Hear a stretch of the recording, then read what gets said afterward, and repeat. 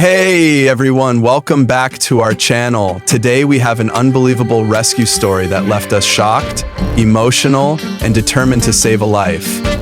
Imagine walking through a forest and spotting a helpless deer, not just injured but covered in millions of honeybees.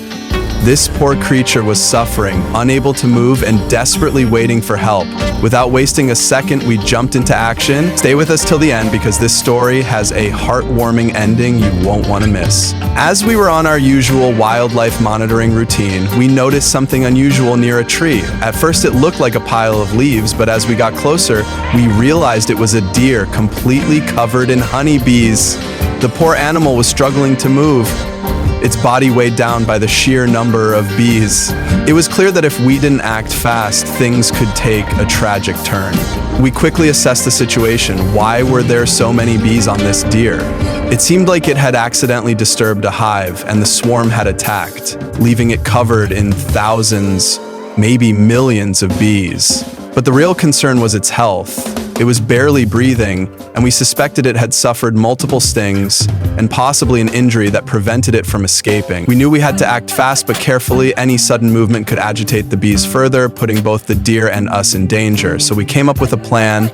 First, we used smoke, something beekeepers often use to calm bees. This helped reduce their aggression and allowed us to gently brush them off the deer's body.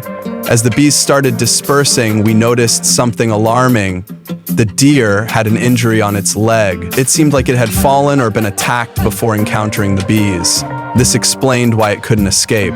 With the bees mostly gone, we carefully lifted the deer and placed it in our rescue vehicle, rushing to the nearest veterinary clinic. The vet immediately started checking its vitals. The biggest concern was the bee stings. Too many stings can cause severe allergic reactions, and we didn't know how much venom was in its body. They administered antihistamines, pain relievers, and IV fluids to stabilize the deer. Meanwhile, they examined the leg injury. It was a deep wound, possibly from a sharp object or another animal's attack. Luckily, it wasn't a fracture, but it needed proper cleaning and dressing. The next 24 hours were critical. The vet told us that if the deer's condition improved overnight, it had a good chance of survival. We left the clinic, hoping for the best. The next day, we got the best news. We had saved a life. The deer was responding well to treatment. It had started moving a little, and the swelling from the stings was reducing. Over the next few days, we kept a close eye on it, ensuring it got proper food and hydration. And then, the moment we had all been waiting for, the deer had healed enough to be released back into the wild. This was the happiest moment of our journey. Seeing an animal go from the brink of death to regaining its freedom is truly priceless. This rescue story is a reminder that every life matters.